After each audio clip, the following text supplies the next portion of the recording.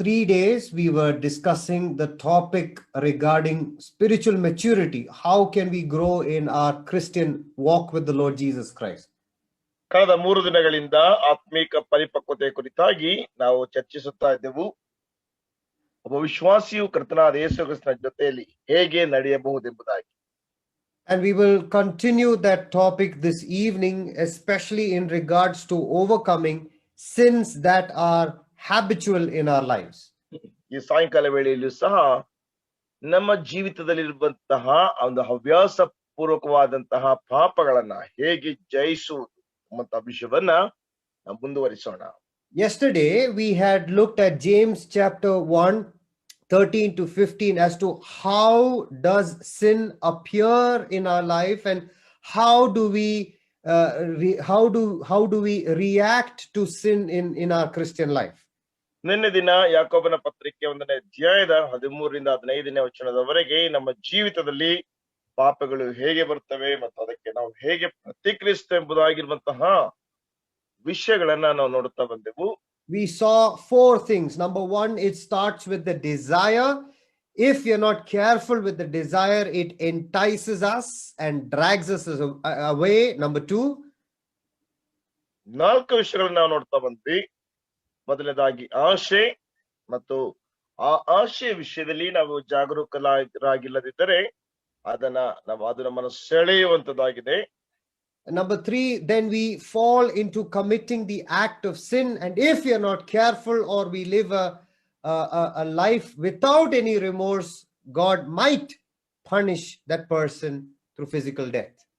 ನಾವೊಂದು ಆಶಯಗಳಲ್ಲಿ ಅಥವಾ ಆ ಒಂದು ರೀತಿಯಾದಂತಹ ಸೆಳೆಯುವಿಕೆಯಲ್ಲಿ ನಾವು ಜಾಗರೂಕರಾಗಿಲ್ಲದೆ ಯಾವುದೇ ರೀತಿಯಾದಂತಹ ಪಶ್ಚಾತ್ತಾಪವಾಗಲಿ ಯಾವುದೇ ರೀತಿಯಾದಂತಹ ಒಂದು ಮಾನಸಾಂತರವಾಗಿಲ್ಲದೆ ಇದ್ದರೆ ಕರ್ತನು ತಾನೇ ಅದಕ್ಕೆ ಬರಬೇಕಾದಂತಹ ಒಂದು ಶಿಕ್ಷೆ ಅಥವಾ ಅದಕ್ಕೆ ಬರಬೇಕಾದಂತಹ ಒಂದು ವಿಷಯವನ್ನ ಕೊಡುವಂತದನ್ನ ನಾವು ನೋಡುತ್ತಾ ಬಂದೆವು.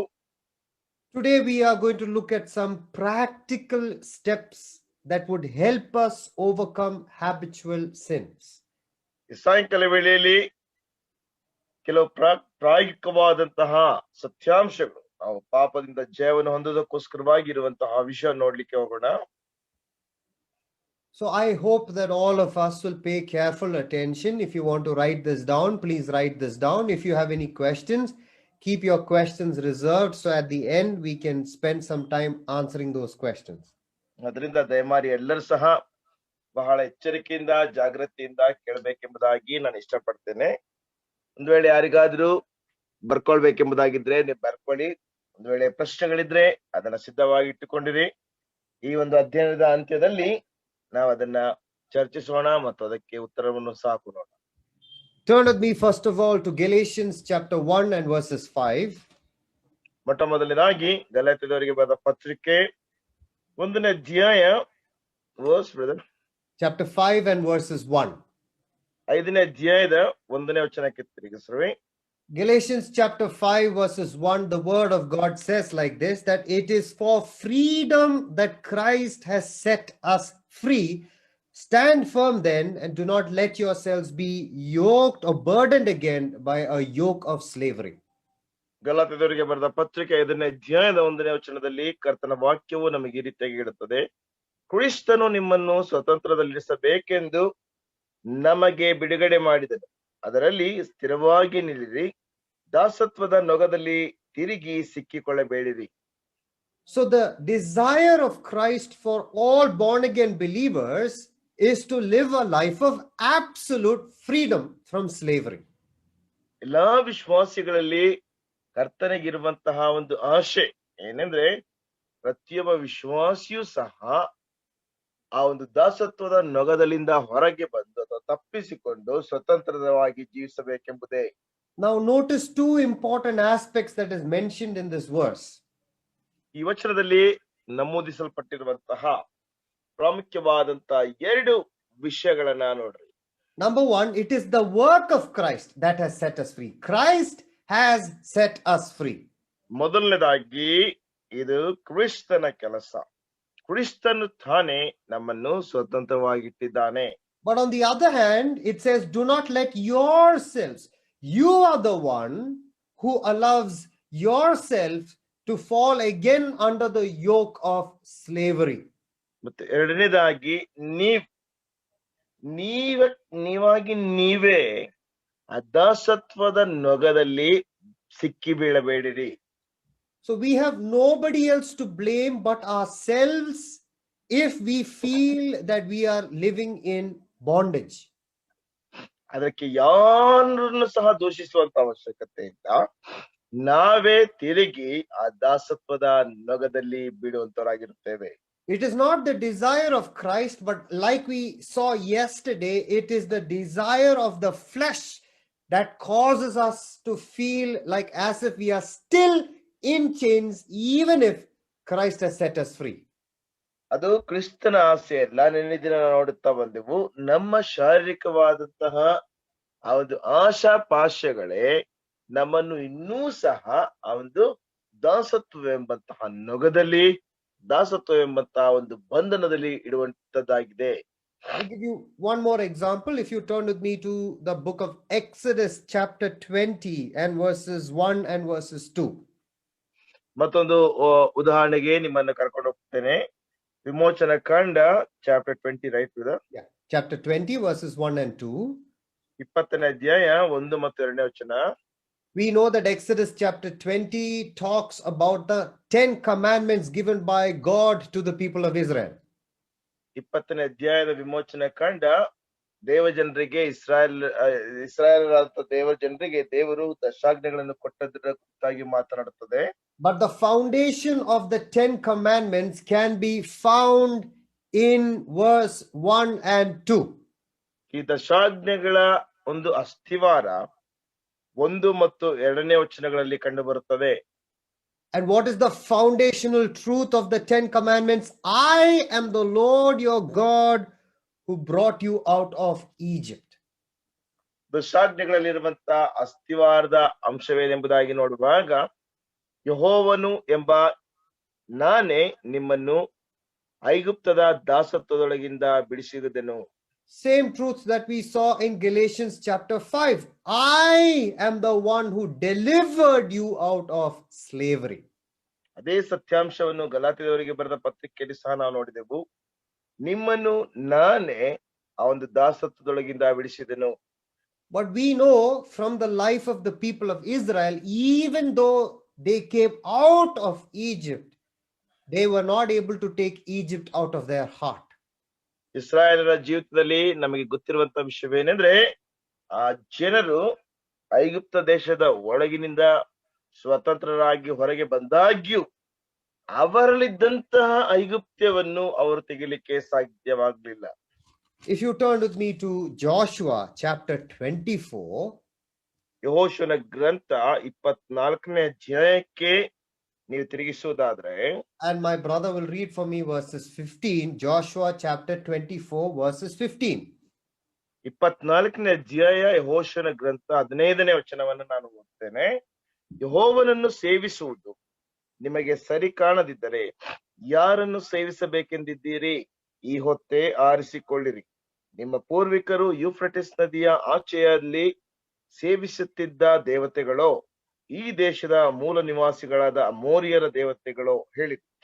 ನಾನು ನನ್ನ ಮನೆಯವರು ಯೆಹೋವನನ್ನೇ ಸೇವಿಸುವೆವು ಅಂದನು. So you see the charge that Joshua gives to the people of Israel. ಇಲ್ಲಿ ಯೆಹೋಶುವನು ಇಸ್ರಾಯೇಲ್ ಜನರಿಗೆ ಕೊಡುವಂತಹ ಆ ಒಂದು ನಿಬಂಧನೆಯನ್ನು ನೋಡ್ರಿ. They came out of Egypt, they are on their way to the promised land. ಅವರು ಐಗುಪ್ತ ದೇಶದಿಂದ ವಾಗ್ದಾತ ದೇಶದ ಮಾರ್ಗಕ್ಕೆ ಬರ್ತಾ ಇದ್ದಾರೆ. This was supposed to be a 11-day journey. ಇದು 11 ದಿನಗಳ ಪ್ರಯಾಣವಾಗಿರಬೇಕಾಗಿತ್ತು. But in 11-day journey became a 40-year wandering in the wilderness.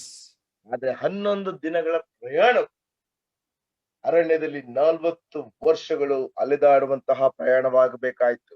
And why did it become like that? ಅದು ಯಾಕೆ ಈ ರೀತಿಯಾಗಿ ಆಯ್ತು?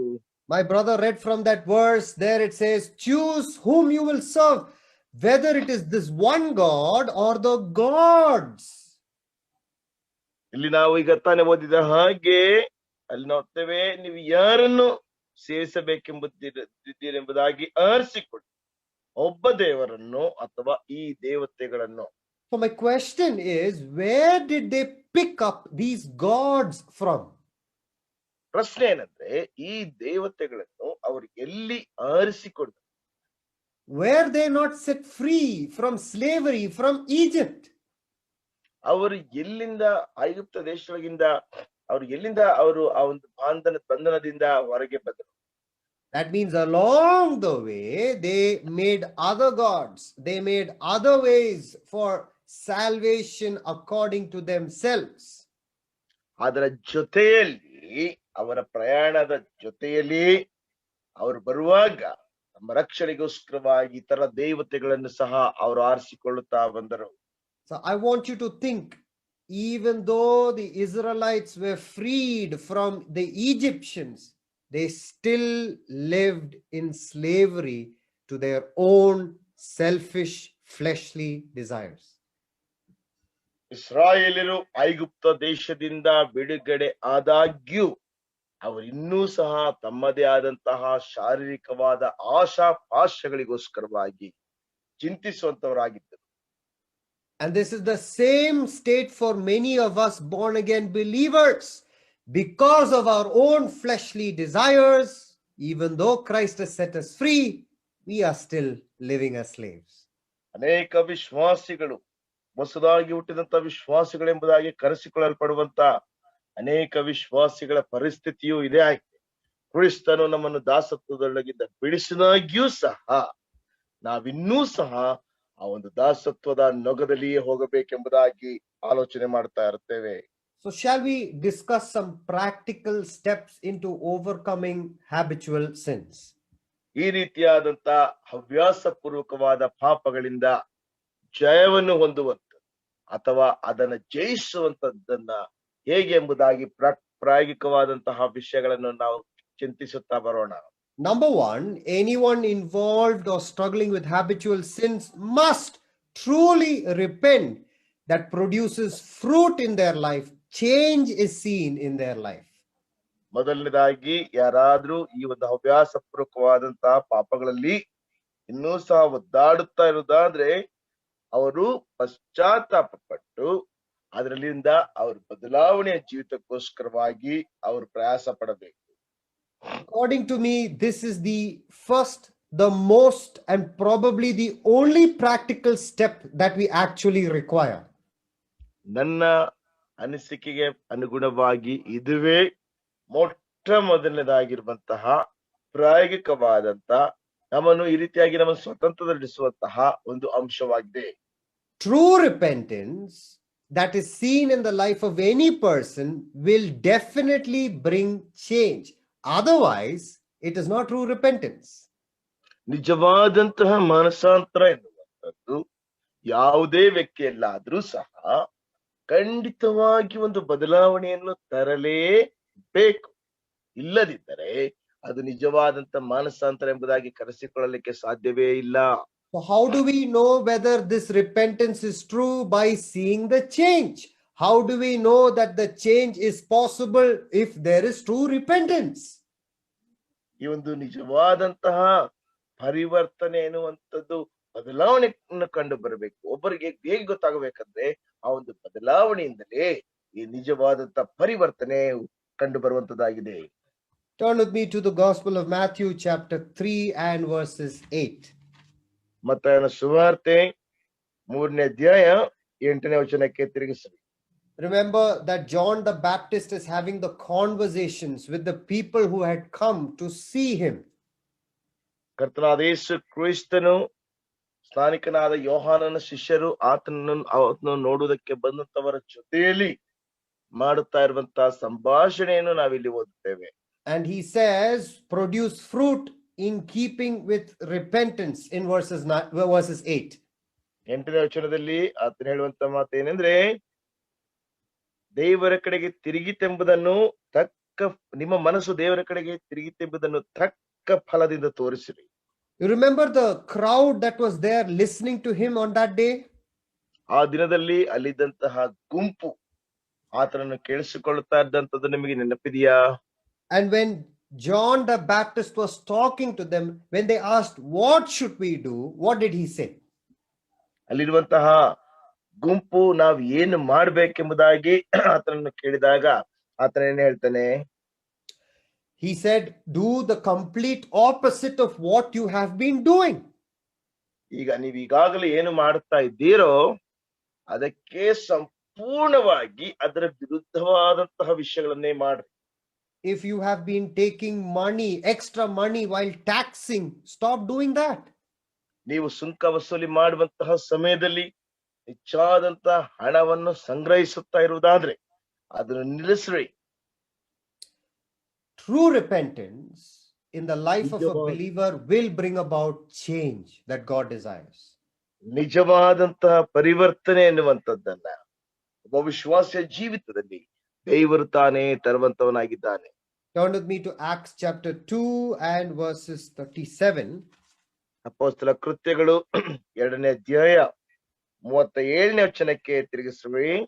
When the crowd who had gathered on the day of Pentecost had heard about the wonders of God, ಪಂಚಾಶತ್ತಮ ದಿನದಲ್ಲಿ ಅಲ್ಲಿ ಕೂಡಿದಂತ ಗುಂಪು ದೇವರ ಒಂದು ಅದ್ಭುತಗಳ ವಿಷಯದ ಕುರಿತಾಗಿ ಕೇಳಿಸಿಕೊಳ್ಳುತ್ತಾ ಇರುವಾಗ, look at verse 37. When they heard this, they were cut to the heart and they said, brothers, what shall we do?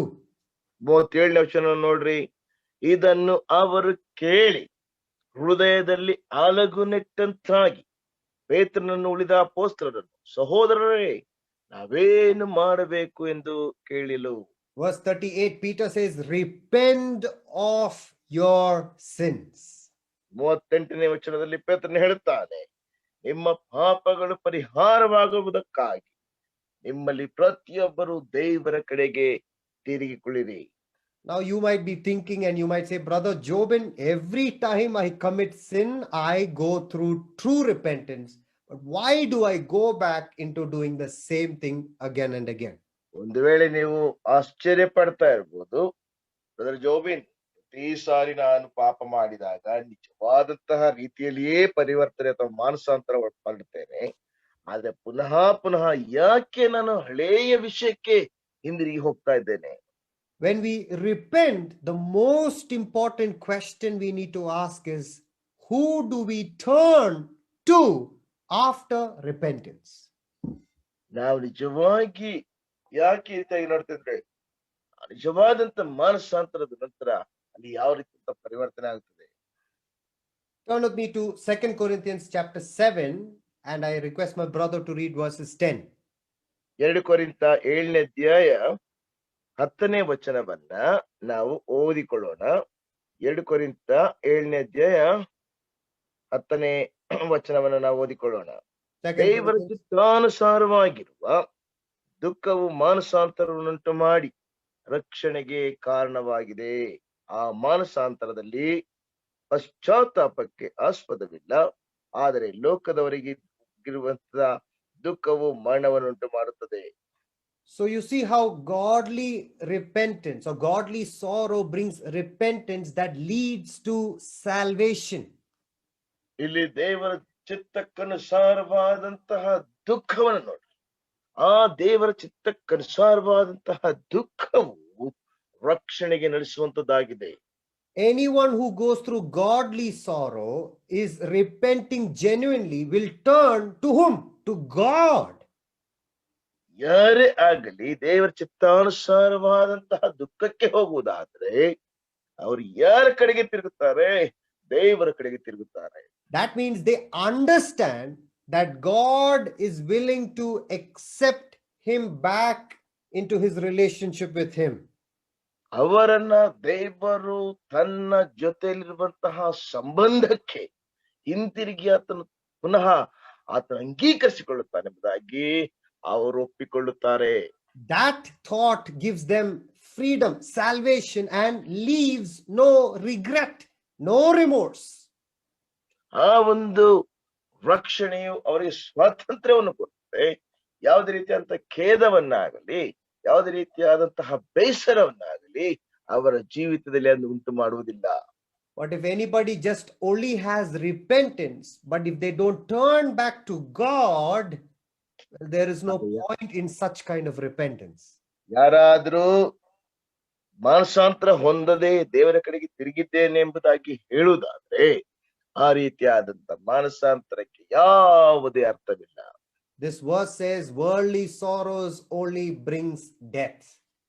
ಈ ವಚನ ಹೇಳುವಂತದ್ದೇನೆಂದ್ರೆ ಆ ಆ ಲೋಕದ ರೀತಿಯಾದಂತಹ ದುಃಖವು ಅದು ಮರಣಕ್ಕೆ ನಡೆಸುವಂತದ್ದಾಗಿದೆ. Repenting and not turning to God is not genuine repentance. ಮಾನಸಾಂತರ ಹೊಂದಿಕೊಂಡು ದೇವರ ಕಡೆಗೆ ತಿರುಗದೇ ಇರುವುದಾದ್ರೆ ಅದು ನಿಜವಾದಂತ ಮಾನಸಾಂತರ ಅಲ್ಲವೇ ಅಲ್ಲ. I'll give you an example from scripture. ದೇವರ ವಾಕ್ಯದಿಂದ ಒಂದು ಉದಾಹರಣೆಯನ್ನ ನಿಮಗೆ ಕೊಡ್ತೇನೆ. One of the disciples was in charge of the finance, Judas Iscariot. ಹಣಕಾಸಿನ ವಿಷಯದಲ್ಲಿ ಆ ಲೆಕ್ಕ ಆತನಿಗೆ ಒಪ್ಪಿಸಬೇಕಂತ ಒಬ್ಬ ವ್ಯಕ್ತಿ ಇದ್ದಾನೆ, ಅವನೇ ಇಸ್ಕರಿಯೋತ ಯೂದನು. While the leader of the disciples was Peter. ಆದ್ರೆ ಆ ಸಮಯದಲ್ಲಿ ಶಿಷ್ಯರ ನಾಯಕನು ಪೇತ್ರನಾಗಿದ್ದನು. Both of them rejected the Lord Jesus Christ. ಅವರಿಬ್ಬರು ಸಹ ಕರ್ತನಾದ ಯೇಸು ಕ್ರಿಸ್ತನನ್ನ ತಿರಸ್ಕಾರ ಮಾಡಿದರು. One person sold him for a few amounts of pieces of silver. ಒಬ್ಬ ವ್ಯಕ್ತಿ ಕೆಲವು ಬೆಳ್ಳಿಯ ನಾಣ್ಯಗಳಿಗೋಸ್ಕರವಾಗಿ ಮಾರಿದನು. And another person said, I don't even know who this person is. ಇನ್ನೊಬ್ಬ ವ್ಯಕ್ತಿ ಹೇಳ್ತಾನೆ, ಈ ಮನುಷ್ಯ, ಈ ವ್ಯಕ್ತಿ ಯಾರೆಂಬುದಾಗಿ ನನಗೆ ಗೊತ್ತೇ ಇಲ್ಲ. Both rejected Jesus.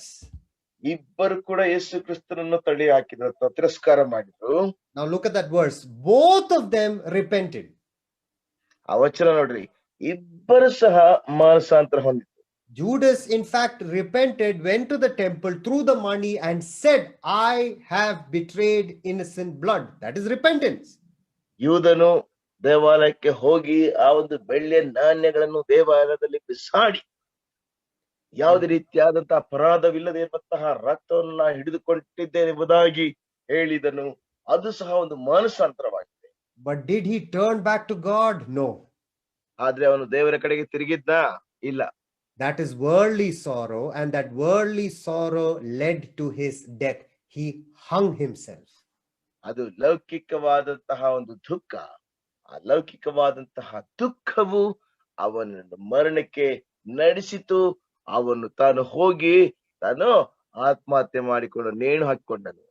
Peter genuinely repented of his sin. That was out of godly sorrow. ಅಂದ್ರೆ ಪೇತ್ರನಾದನು, ಆತನು ಸರಿಯಾದ ರೀತಿಯಲ್ಲಿ ಮಾನಸಾಂತರ ಹೊಂದಿದನು. ಅದು ದೈವಿಕವಾದಂತಹ ಒಂದು ದುಃಖವಾಗಿದೆ. And we know that Jesus from a far distance looked at the face of Peter. ಆ ಸಮಯದಲ್ಲಿ ಯೇಸು ಕ್ರೈಸ್ತನು ಬಹಳ ದೂರದಿಂದ ಪೇತ್ರನ ಮುಖವನ್ನು ನೋಡಿದನು. And we know that look was a look of forgiveness by the Lord Jesus Christ. ಆ ಒಂದು ನೋಟ ಅದು ಕರ್ತನಾದ ಯೇಸು ಕ್ರಿಸ್ತನಿಂದ ಕ್ಷಮಿಸುವಂತಹ ಒಂದು ನೋಟವಾಗಿತ್ತು.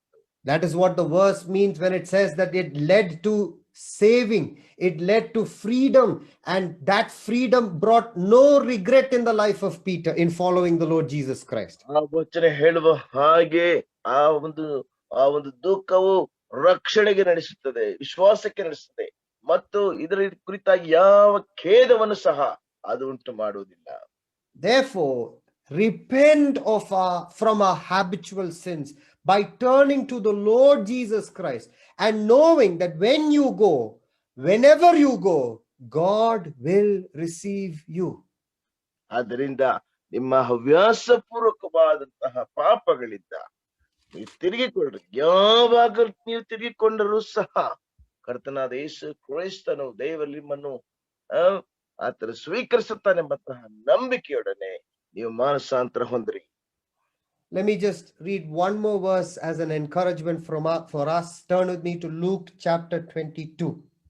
ಮತ್ತೊಂದು ವಚನವನ್ನು ಸಹ ನಮ್ಮ ಪ್ರೋತ್ಸಾಹಕ್ಕೋಸ್ಕರವಾಗಿ ನಾನು ಓದುತ್ತೇನೆ. ಲೂಕನ ಬರೆದ ಸುವಾರ್ತೆ 22ನೇ ಅಧ್ಯಾಯ, chapter 22. Yeah, and verses 32, look at what Jesus tells Peter. ಈ 22ನೇ ಅಧ್ಯಾಯದ 32ನೇ ವಚನದಲ್ಲಿ ಯೇಸು ಕ್ರಿಸ್ತನು ಪೇತ್ರನಿಗೆ ಏನು ಹೇಳಿದನೆಂಬುದಾಗಿ ನೋಡು. But Peter, I have prayed for you. ಇಲ್ಲಿ ಹೇಳ್ತಾ ಇದ್ದಾನೆ, ಪೇತ್ರನೇ, ನಾನು ನಿನಗೋಸ್ಕರವಾಗಿ ಪ್ರಾರ್ಥಿಸಿದೆನು. That is what Jesus is telling Peter.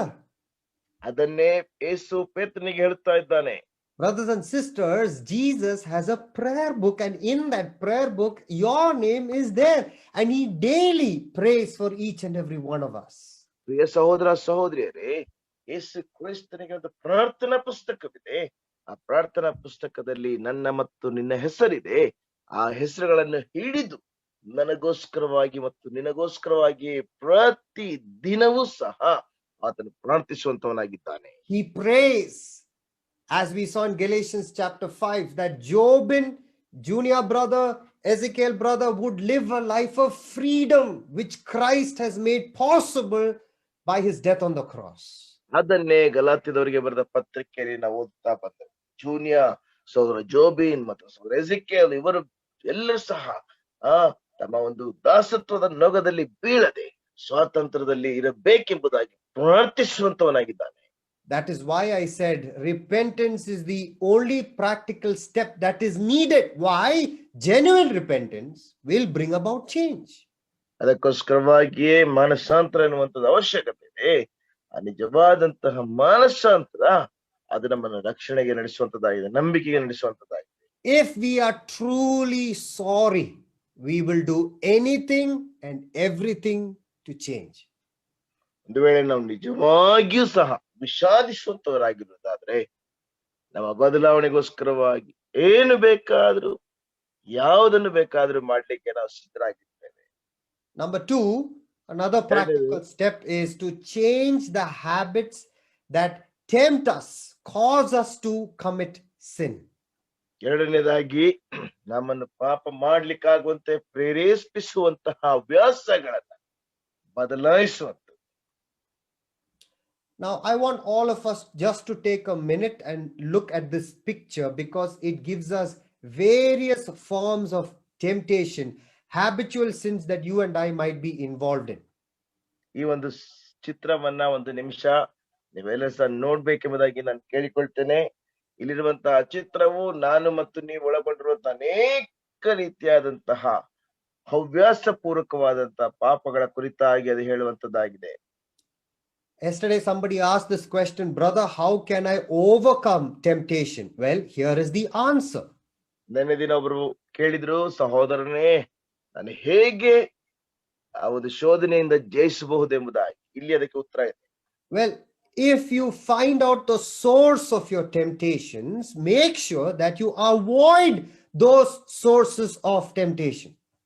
ನೀವು ಇಂತಹ ರೀತಿಯಾದಂತ ಶೋಧನೆ ಬರ್ತದೆಂಬಂತ ಶೋಧನೆಯ ಮೂಲ ನಿಮಗೆ ಗೊತ್ತಿರುವುದಾದ್ರೆ ಅಂತಹ ಶೋಧನೆಯ ಮೂಲವನ್ನ ಆದಷ್ಟು ಮಟ್ಟಿಗೆ ಅಥವಾ ನೀವು ಅದನ್ನ ತಡೆಗಟ್ರಿ. If the TV is the source of temptation, remove the TV. If it is your computer, remove the computer. If it is internet connection, reduce the internet package that you have taken in your home. ಒಂದು ವೇಳೆ ನಿಮ್ಮ ಜೀವಿತದಲ್ಲಿ ಶೋಧನೆಯನ್ನು ಉಂಟು ಮಾಡುವುದು TV ಆಗಿದ್ರೆ ಅದನ್ನು ತೆಗೆದು ಹಾಕಿ. ಒಂದು ವೇಳೆ ಕಂಪ್ಯೂಟರ್ ಆಗಿದ್ರೆ ಅದನ್ನ ಮಿತಗೊಳಿಸಿ. ಒಂದು ವೇಳೆ ಅಂತರ್ಜಾಲವಾಗಿದ್ರೆ ಅಂತರ್ಜಾಲದ ಪ್ಯಾಕ್ ಅನ್ನ ಸ್ವಲ್ಪ ಕಡಿಮೆ ಮಾಡಿಕೊಳ್ಳಿ. If it is friends who are tempting you, avoid those kind of friends. Stop talking to them. Don't hang out with them. Don't say, well, I will hang out with them and I will learn to control. No. Avoid the sources of temptation in your life. ಒಂದು ವೇಳೆ ನಿಮ್ಮನ್ನು ಶೋಧಿಸಲಿಕ್ಕೆ ಇರುವಂತಹ ಅಸ್ತ್ರ ನಿಮ್ಮ ಸ್ನೇಹಿತರಾಗಿದ್ರೆ ಅಂತಹ ಸ್ನೇಹಿತರ ಒಂದು ಬಾಂಧವ್ಯವನ್ನ ನೀವು ತಡೆಗಟ್ರಿ. ಇಲ್ಲ ಪರವಾಗಿಲ್ಲ, ನಾನು ಅವ್ರ ಜೊತೆಗಿರ್ತೇನೆ, ಆದ್ರೂ ಕೂಡ ಅವರ ಶೋಧನೆಗಳಲ್ಲಿ ಭಾಗಿಯಾಗುವುದಿಲ್ಲ ಎಂಬುದಾಗಿ ಹೇಳದೆ ಅಂತಹ ಸ್ನೇಹಿತರ ಸಹವಾಸವನ್ನ ನೀವು ತಡೆಗಟ್ರಿ. In relation to sin, there is a verse in the Bible that says like this. ಪಾಪದ ಕುರಿತಾಗಿ ದೇವರ ವಾಕ್ಯದಲ್ಲಿ ಒಂದು ವಚನ ಇದೆ, ಅದು ಈ ರೀತಿ ಹೇಳುತ್ತದೆ, nobody can take fire in his hands and not burn himself. ಯಾವ ವ್ಯಕ್ತಿಯಾದ್ರೂ ಸಹ ತನ್ನ ಕೈಯಲ್ಲಿ ಬೆಂಕಿಯನ್ನಿಟ್ಟುಕೊಂಡು ಸುಡಲ್ಪಡದೆ ಇರುವಂತಹ ವ್ಯಕ್ತಿ ಇಲ್ಲ. Better than that is not to take the fire. ಅದಕ್ಕಿಂತ ಉತ್ತಮ ಯಾವ್ದಂದ್ರೆ ಆ ಬೆಂಕಿಯನ್ನು ತೆಗೆದುಕೊಳ್ಳದೆ ಇರುವಂತದ್ದೇ. Same like that is with temptation. Avoid the sources of temptation. Whether it is a place, it is a person, it is a thing, run away from all of those things. ಆದ್ದರಿಂದ ಅದೇ ರೀತಿಯಾಗಿ ಪಾಪದ ಕುರಿತಾಗಿ ಅಥವಾ ಶೋಧನೆ ಕುರಿತಾಗಿ ಸಹ ಒಂದು ವೇಳೆ ಸ್ಥಳವಾಗಿರ್ಬೋದು, ಸ್ನೇಹಿತರಾಗಿರ್ಬೋದು, ಯಾವ್ದಾದ್ರು ವಸ್ತುಗಳಾಗಿರ್ಬೋದು, ಆದ್ರಿಂದ ದೂರಕ್ಕೆ ಓಡಿ ಹೋಗಿ. But that is not the only thing that we should do. ಅಷ್ಟು ಮಾತ್ರವೇ ಅಲ್ಲ ನಾವು ಮಾಡ್ಬೇಕಾದಂಥದ್ದು. We said to change the habits to avoid temptation. ನಾವ್ ಹೇಳಿದೆವು ಶೋಧನೆಯನ್ನು ತಡೆಗಟ್ಟುವುದಕ್ಕೋಸ್ಕರವಾಗಿ ಅಭ್ಯಾಸಗಳನ್ನ ಅಥವಾ ಹವ್ಯಾಸಗಳನ್ನ ಬದಲಾಯಿಸಲೆಂಬುದಾಗಿ. That also means stop doing things that I used to do and start doing other things instead of that. ನಾನು ಮಾಡುತ್ತಾ ಇರುವಂತಹ ಸಂಗತಿಗಳನ್ನ ಮಾಡುವುದನ್ನ ನಿಲ್ಲಿಸಬೇಕು, ಇತರ ಸಂಗತಿಗಳನ್ನ ಮಾಡುವುದಕ್ಕೆ ಪ್ರಾರಂಭಿಸಬೇಕು. Turn with me to Ephesians chapter 4 verses 28 and 29. ಎಫೆಸದವರಿಗೆ ಬರೆದ ಪತ್ರಿಕೆ 4ನೇ ಅಧ್ಯಾಯ 28 ಮತ್ತು 29ನೇ ವಚನ. ಎಫೆಸ 4:28 ಮತ್ತು 29ನೇ ವಚನ. He who has been stealing, what should he do? He must not steal any longer. ಕಳವು ಮಾಡುವವನು ಏನ್ ಮಾಡ್ಬೇಕು? ಇನ್ನು ಮೇಲೆ ಕಳವು ಮಾಡದೆ. But not only that, Apostle Paul says he must work with his hands and do something useful. ಅವನು ಅಷ್ಟು ಮಾತ್ರವೇ ಅಲ್ಲದೆ ಕೈಯಿಂದ ಯಾವುದಾದ್ರೊಂದು ಒಳ್ಳೆಯ ಉಪಯುಕ್ತವಾದ ಉದ್ಯೋಗವನ್ನು ಮಾಡಲಿ. Imagine this person who had the habit of stealing is now sitting simply at home. ಊಹಿಸ್ಕೊಳ್ರಿ, ಒಬ್ಬ ವ್ಯಕ್ತಿ ಕಳ್ಳತನ ಮಾಡುವಂತ ಹವ್ಯಾಸವಿರುವಂತ ವ್ಯಕ್ತಿ ಈಗ ಸುಮ್ಮನೆ ಮನೇಲಿ ಕೂತಿದ್ದಾನೆ. He will get bored. ಅವನಿಗೆ ಒಂದು ರೀತಿಯಾದಂತ ಬೋರ್ ಆಗ್ತದೆ. His mind will start to work. ಅವನ ಮನಸ್ಸು ಅಥವಾ ನಮ್ಮ ಬುದ್ಧಿ ಕಾರ್ಯ ಮಾಡ್ತಾಕ್ಕೆ ಪ್ರಾರಂಭಿಸ್ತದೆ. Oh, I have nothing to do. ನನಗೇನು ಮಾಡ್ಲಿಕ್ಕಿಲ್ಲ. And then Satan can use his mind. His fleshly desires can creep up again. Therefore, he should go out, keep his mind occupied by doing things that he used to not do before. ಅದರಿಂದ ಅವನೇನ್ ಮಾಡ್ಬೇಕಂದ್ರೆ, ಒಂದ್ ವೇಳೆ ಅವನು ಸುಮ್ಮನೆ ಕೂತಾಗ ಸೈತಾನ ಅವನ ಮೇಲೆ ಕಾರ್ಯ ಮಾಡ್ಬೋದು. ಅವನ ಶಾರೀರಿಕವಾದಂತಹ ಆಶಯಗಳು ಪುನಃ ಅಲ್ಲಿ ಉಲ್ಬಣಗೊಳ್ಳಬಹುದು. ಆ ಸಮಯದಲ್ಲಿ ಅವನು ಹೊರಗೆ ಹೋಗಿ ಇದುವರೆಗೂ ಸಹ ಮಾಡದೇ ಇರುವಂತಹ ವಿಷಯಗಳಲ್ಲಿ ತನ್ನನ್ನು ತೊಡಗಿಸಿಕೊಳ್ಳಬೇಕು. Look at the second part of that verse. If anyone is involved in the habit of useless talks coming out of their mouths, the verse does not say keep quiet. It says you still talk, but say things that are edifying to others. ಮುಂದಿನ ಭಾಗ ಏನೇನ್ ಹೇಳ್ತದೆ ನೋಡ್ರಿ. ನಿಮ್ಮ ಬಾಯೊಳಗಿಂದ ಯಾವ್ದಾದ್ರು ಕೆಟ್ಟ ಮಾತುಗಳು ಹೊಡುವುದಾದ್ರೆ ಅದನ್ನು ನಿಲ್ಲಿಸ್ಬೇಕು. ಅಷ್ಟು ಮಾತ್ರವೇ ಅಲ್ಲ, ಭಕ್ತಿ ವೃದ್ಧಿಯನ್ನು ಉಂಟು ಮಾಡುವಂತ ಕಾಲೋಚಿತವಾದಂತಹ ಮಾತಿದ್ದರೆ ಅದನ್ನು ಆಡಬೇಕು.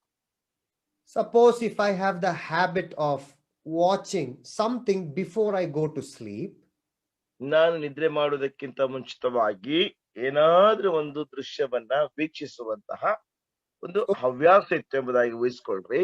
so much so that it has become a habit for me to watch before sleeping. ಅದ್ ಹೇಗಿತ್ತಂದ್ರೆ, ಅದೇನಾಯ್ತಂದ್ರೆ ನಾನು ಮಲಗುವುದಕ್ಕಿಂತ ಮುಂಚಿತವಾಗಿ ಅದನ್ನು ನೋಡ್ಲೇಬೇಕೆನ್ನುವಂತಹ ಒಂದು ಹವ್ಯಾಸ ಬೆಳೀತು. Well, it does not really help if you suddenly stop that habit.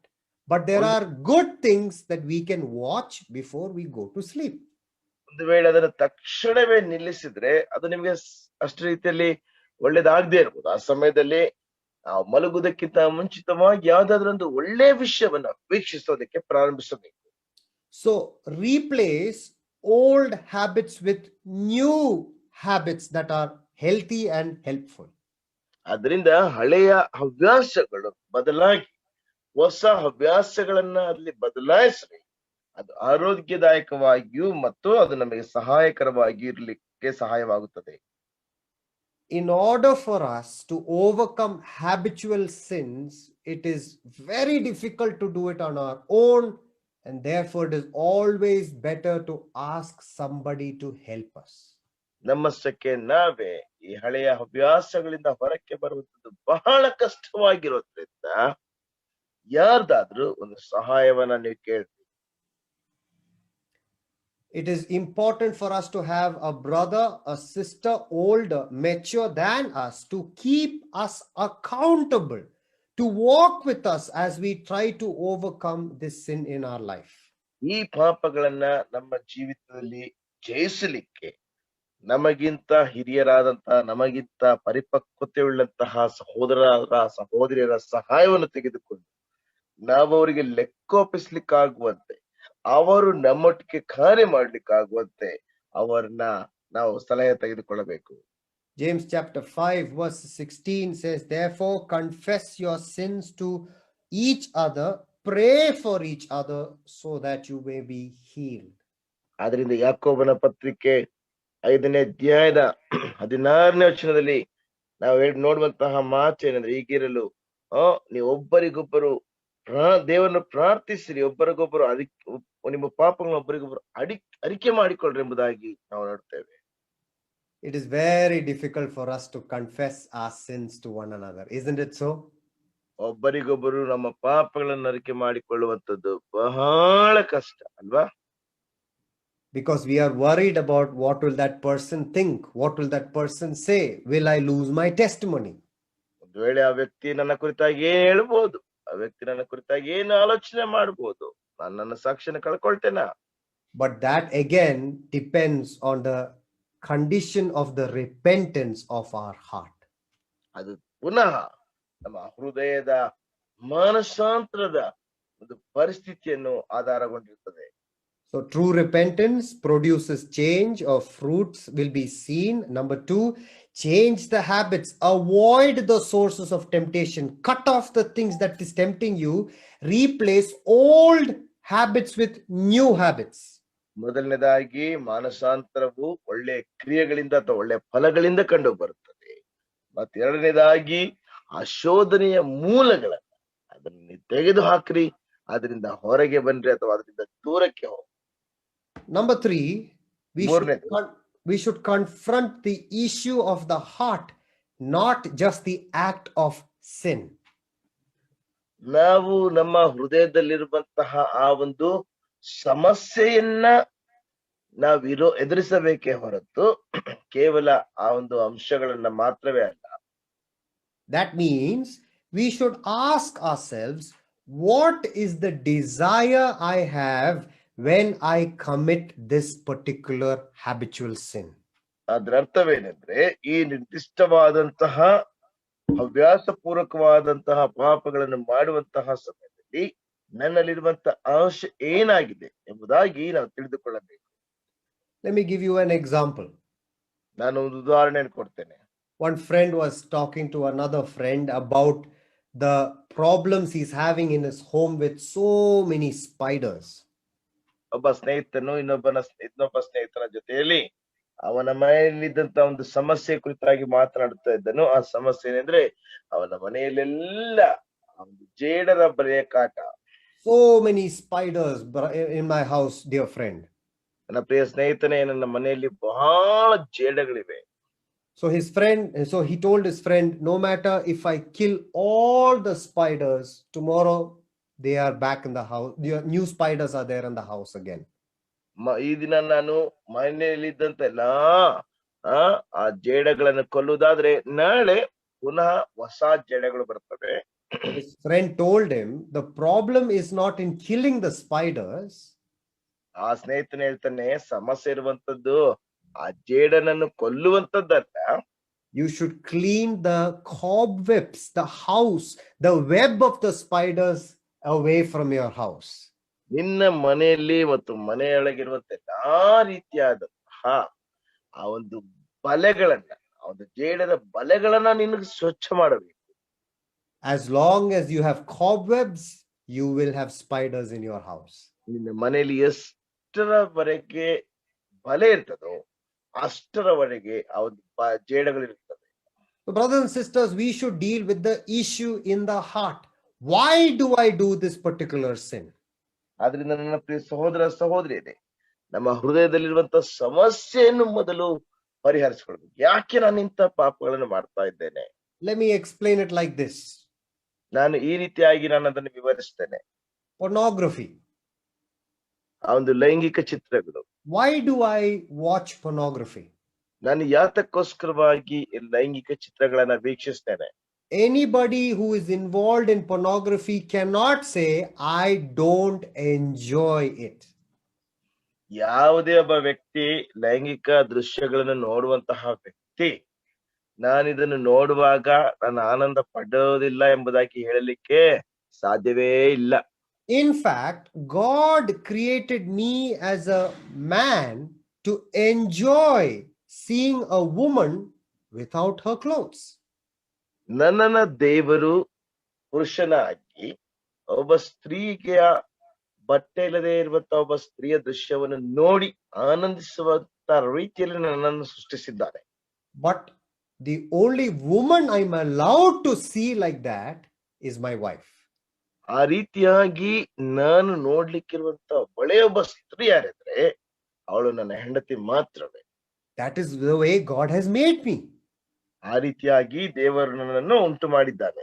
As long as I look at my wife alone and enjoy her, there is no problem. ನನ್ನ ಹೆಂಡತಿನ ಮಾತ್ರ ನೋಡಿ ಅದರಲ್ಲಿ ಮಾತ್ರ ಆನಂದಿಸುವವರೆಗೆ ಯಾವ ಸಮಸ್ಯೆಯೂ ಇಲ್ಲ. When I want to enjoy other women in the same way, that is a heart issue. ಅದೇ ರೀತಿಯಲ್ಲಿಯೇ ಬೇರೆ ಸ್ತ್ರೀಯನ್ನು ಸಹ ನಾನು ಅನುಭವಿಸುತ್ತಾ ಇದ್ರೆ ಆನಂದಿಸ್ತಾ ಇದ್ರೆ ಅದುವೇ ಹೃದಯದ ಸಮಸ್ಯೆ. So confront the issue of the heart. Tell yourself, acknowledge, yes, I enjoy watching this. ಅದರಿಂದ ನಿನ್ನ ಹೃದಯದಲ್ಲಿರುವಂತ ಸಮಸ್ಯೆನ ನೀವು ಎದುರಿಸಿ, ಹೌದು ನಾನು ಇದನ್ನು ವೀಕ್ಷಿಸುತ್ತಾ ಆನಂದಿಸ್ತಾ ಇದ್ದೇನೆ. Why do we like to get angry and raise our voice and talk? ನಾವ್ ಯಾಕೆ ಕೋಪಗೊಂಡು ನಮ್ಮ ಸ್ವರವನ್ನ ಮೇಲೆ ಕೆತ್ತುತ್ತೇವೆ? It's because I enjoy control.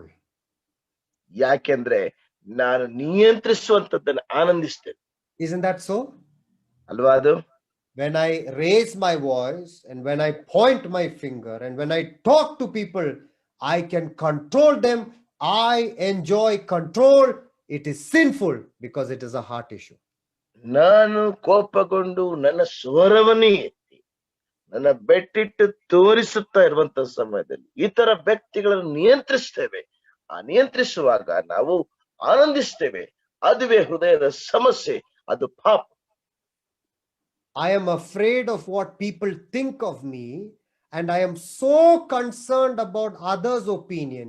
So I will tell all the lies to maintain that great opinion others should have about me.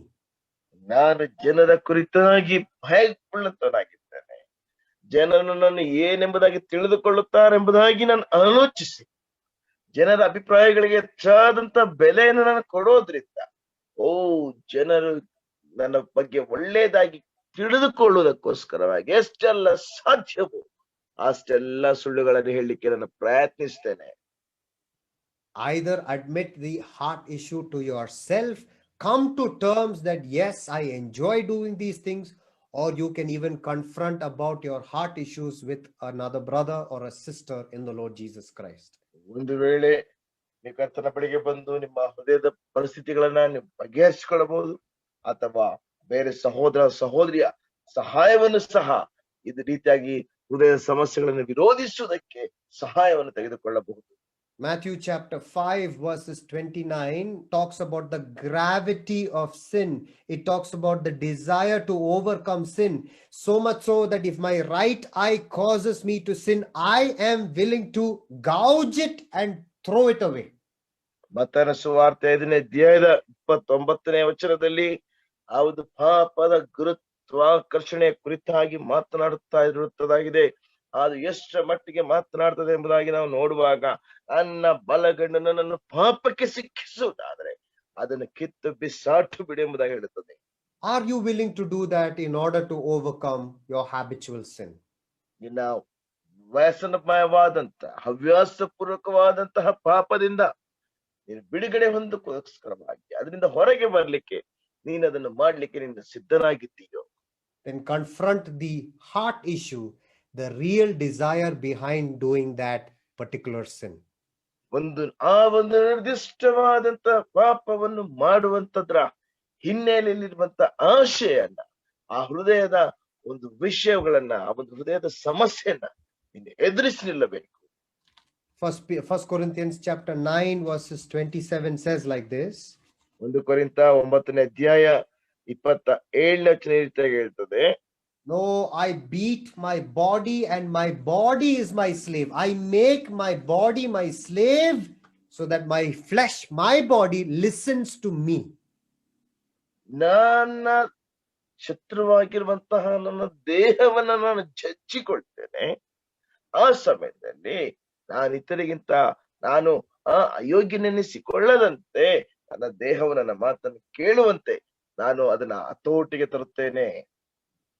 So when my flesh tells me to watch a pornographic video, ಒಂದು ವೇಳೆ ನನ್ನ ಶರೀರವು ಆ ಒಂದು ಲೈಂಗಿಕವಾದಂತಹ ದೃಶ್ಯವುಳ್ಳಂತಹ ವಿಡಿಯೋಗಳನ್ನ ನೋಡು ಎಂಬುದಾಗಿ ಹೇಳುವಾಗ, to smoke a cigarette, ಅಥವಾ ಒಂದು ಸಿಗರೇಟ್ ಅನ್ನ ಸೇದುವುದಕ್ಕೆ, to take drugs, ಅಥವಾ ಆ ಒಂದು ಮಾದಕ ದ್ರವ್ಯಗಳನ್ನ ತೆಗೆದುಕೊಳ್ಳುವುದಕ್ಕೆ, to tell lies, to get angry, to steal, ಸುಳ್ಳು ಹೇಳುವುದಕ್ಕೆ, ಕೋಪ ಮಾಡಿಕೊಳ್ಳುವುದಕ್ಕೆ, ಕದಿಯುವುದಕ್ಕೆ, to enjoy control over the lives of other people, ಇತರ ವ್ಯಕ್ತಿಗಳ ಜೀವಿತಗಳನ್ನ ನಿಯಂತ್ರಿಸುವುದರಲ್ಲಿ ಆನಂದಿಸುವುದಕ್ಕೆ, I will be honest with myself and say, yes, I enjoy these things.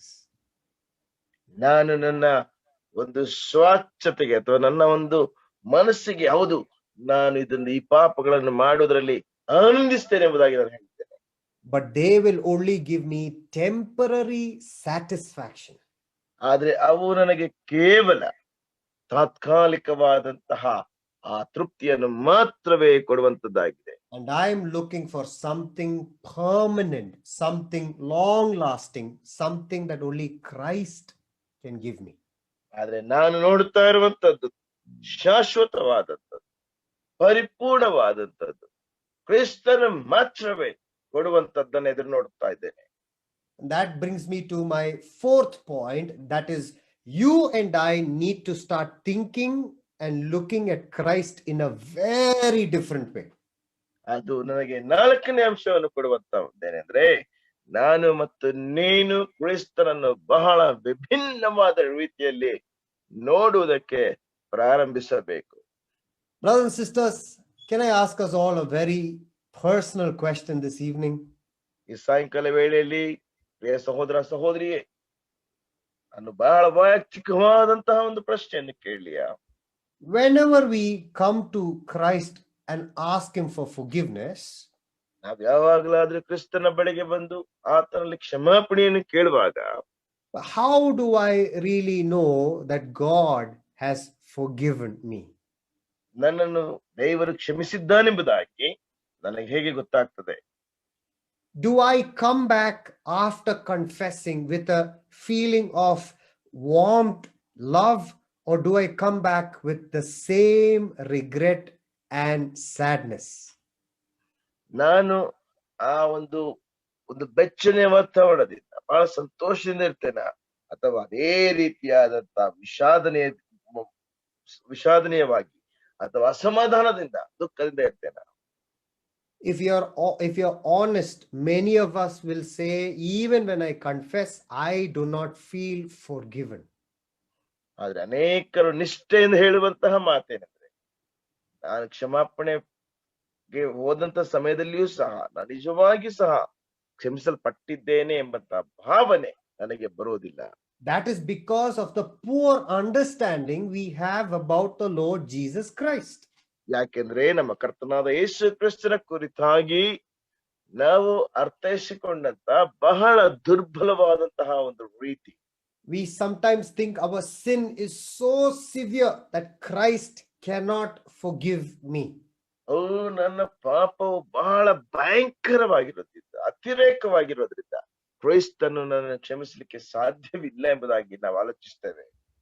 The only way to change our understanding about the Lord Jesus Christ is through the word of God. ನಾವು ಕರ್ತನಾದ ಯೇಸು ಕ್ರಿಸ್ತನ ಕುರಿತಾಗಿ ನಮ್ಮ ಅರ್ಥೈಸುವಿಕೆಯನ್ನು ಬದಲಾಯಿಸುವಂತ ಒಂದೇ ಒಂದು ರೀತಿ, ಅದು ದೇವರ ವಾಕ್ಯದಿಂದ ಮಾತ್ರವೇ. Apostle Paul in Philippians chapter 3 verses 10, he says, my only desire is to know Christ Jesus.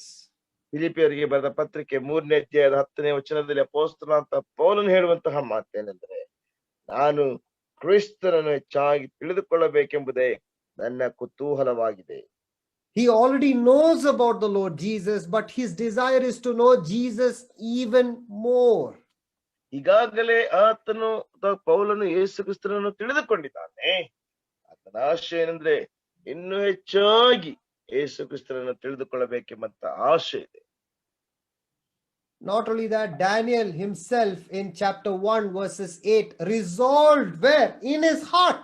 He made decisions in his heart. No matter what happens, if it is food, if it is clothing, I will not defile myself. ದಾನಿಯೇಲನ ಗ್ರಂಥ 1ನೇ ಅಧ್ಯಾಯ 8ನೇ ವಚನದಲ್ಲಿ ದಾನಿಯೇಲನು ತಾನು ಅರಸನ ಭೋಜನದಿಂದಾಗಲಿ ಪಾಲಿನಿಂದಾಗಲಿ ಅವನು ಕುಡಿಯುವ ದ್ರಾಕ್ಷಾರಸದಿಂದಾದರೂ ತನ್ನನ್ನು ಅಶುದ್ಧಪಡಿಸಿಕೊಳ್ಳಲಿಲ್ಲವೆಂದು ತನ್ನ ಹೃದಯದಲ್ಲಿ ನಿಶ್ಚಯಿಸಿಕೊಂಡನು. This is the decision that Daniel made in his life. ದಾನಿಯೇಲನು ಈ ಒಂದು ತೀರ್ಮಾನವನ್ನ ತನ್ನ ಜೀವಿತದಲ್ಲಿ ಮಾಡಿಕೊಂಡನು. And you and I can make such decisions in our Christian life as well. ನಾನು ಮತ್ತು ನೀನು ಸಹ ಆ ರೀತಿಯಾದಂತಹ ತೀರ್ಮಾನಗಳನ್ನ ನಮ್ಮ ಕ್ರಿಸ್ತಿಯ ಜೀವಿತದಲ್ಲಿ ಮಾಡಿಕೊಳ್ಳಬಹುದು. Look at what it says in Daniel chapter 6 and verses 10. When the decree had come that nobody should pray to any other god, Daniel went to his room, opened the doors of Jerusalem. 3 times he got down on his knees and prayed just as he had done before. ನೋಡಿ, ದಾನಿಯೇಲನ ಗ್ರಂಥ 6ನೇ ಅಧ್ಯಾಯ 10ನೇ ವಚನದಲ್ಲಿ ನಾವು ನೋಡುವಂತ ಸಮಯದಲ್ಲಿ ಯಾವಾಗ ಬರಹಕ್ಕೆ ರಜ್ಜು ಹಾಕಿತ್ತೆಂದು ದಾನಿಯೇಲನಿಗೆ ತಿಳಿಯಿತು, ಆಗ ಅವನು ತನ್ನ ಮನೆಗೆ ಹೋದನು. ಅವನ ಕೋಣೆಯಲ್ಲಿ ಕಿಟಕಿಗಳು ಯೆರೂಸಲೇಮಿಗೆ ಎದುರಾಗಿ ತೆರೆಯಲ್ಪಟ್ಟಿದ್ದರಿಂದ ಅವನು ಮೊದಲು ಮಾಡುತ್ತಿದ್ದ ಪ್ರಕಾರವೇ ದಿನಕ್ಕೆ 3 ಸಾರಿ ಮೊಣಕಾಲೂರಿ ತನ್ನ ದೇವರ ಸನ್ನಿಧಿಯಲ್ಲಿ ಪ್ರಾರ್ಥನೆಯನ್ನು ಸ್ತೋತ್ರವನ್ನು ಸಲ್ಲಿಸಿದನು. So Daniel did not change his behavior based on situations and circumstances. He remained firm in his relationship with the Lord Jesus Christ. ದಾನಿಯೇಲನು ಪರಿಸ್ಥಿತಿಗಳಿಗೆ ಅನುಸಾರವಾಗಿ ತನ್ನ ಉದ್ದೇಶಗಳನ್ನು ತನ್ನ ವಿಷಯಗಳನ್ನು ಬದಲಾಯಿಸಲಿಲ್ಲ. ದಾನಿಯೇಲನು ಅದೇ ರೀತಿಯಾಗಿಯೇ ದೇವರ ಬಳಿಯಲ್ಲಿದ್ದನು. Brothers and sisters, I want to remind us this evening once again about the gospel. ನನ್ನ ಪ್ರಿಯ ಸಹೋದರ ಸಹೋದರಿ, ರಾತ್ರಿ ವೇಳೆಯಲ್ಲಿ ಮತ್ತೊಂದು ಸಾರಿ ಸುವಾರ್ತೆಯ ಕುರಿತಾಗಿ ನಿಮಗೆ ನೆನಪಿಸಬೇಕೆಂಬುದಾಗಿದ್ದೇನೆ. What is the gospel? ಸುವಾರ್ತೆ ಅಂದ್ರೇನು? The gospel is freedom in the Lord Jesus Christ.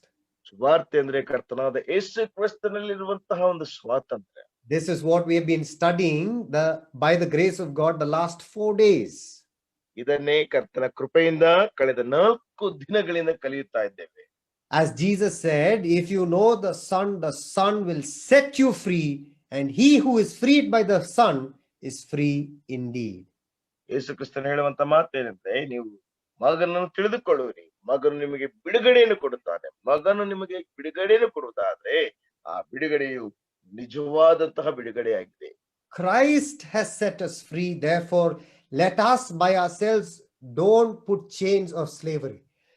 ಕ್ರಿಸ್ತನು ತಾನೇ ನಮಗೆ ಸ್ವಾತಂತ್ರ್ಯ ಕೊಟ್ಟಿರೋದ್ರಿಂದ ಪುನಃ ನಾವು ಆ ಒಂದು ಬಂಧನದ ಸರಪಳಿಗಳಲ್ಲಿ ನಮ್ಮನ್ನು ಸಿಲುಕಿಸಿಕೊಳ್ಳಬಾರದು.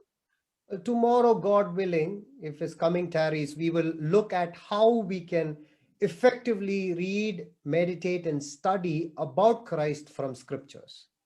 ಕರ್ತನ ಬರೋಣವು ತಡವಾಗುವುದಾದ್ರೆ, ಕರ್ತನ ಚಿತ್ತ ಇರುವುದಾದ್ರೆ ನಾಳೆ ದೇವರ ವಾಕ್ಯವನ್ನು ಹೇಗೆ ಓದಿ ಅಧ್ಯಯನ ಮಾಡಬಹುದೆಂಬಂತಹ ವಿಷಯವನ್ನ ನಾವು ನೋಡಿಕೊಳ್ಳೋಣ. It is through the word, through the knowledge of the Lord Jesus Christ, we can experience true freedom from any sin that is there in our life. ನಮ್ಮ ಜೀವಿತದಲ್ಲಿರುವಂತಹ ಯಾವುದೇ ಪಾಪದಿಂದಾಗಲಿ ಕರ್ತನಾದ ಯೇಸು ಕ್ರಿಸ್ತನೆಂದರೆ ಯೇಸು ಕ್ರಿಸ್ತನ ಜ್ಞಾನದಿಂದ ದೇವರ ವಾಕ್ಯದಿಂದಲೇ ನಮ್ಮನ್ನು ನಾವು ಶುದ್ಧೀಕರಿಸಿಕೊಳ್ಳಿಕ್ಕೆ ಅಥವಾ ಅದರಿಂದ ಜಯವನ್ನು ಹೊಂದಲಿಕ್ಕೆ ಸಾಧ್ಯ. It is for freedom Christ has set us free. ಈ ಒಂದು ಸ್ವಾತಂತ್ರ್ಯದಿಂದಲೇ ಕ್ರಿಸ್ತನು ನಮ್ಮನ್ನು ಸ್ವತಂತ್ರರನ್ನಾಗಿಟ್ಟಿದ್ದಾನೆ. Thank you so much for patiently listening.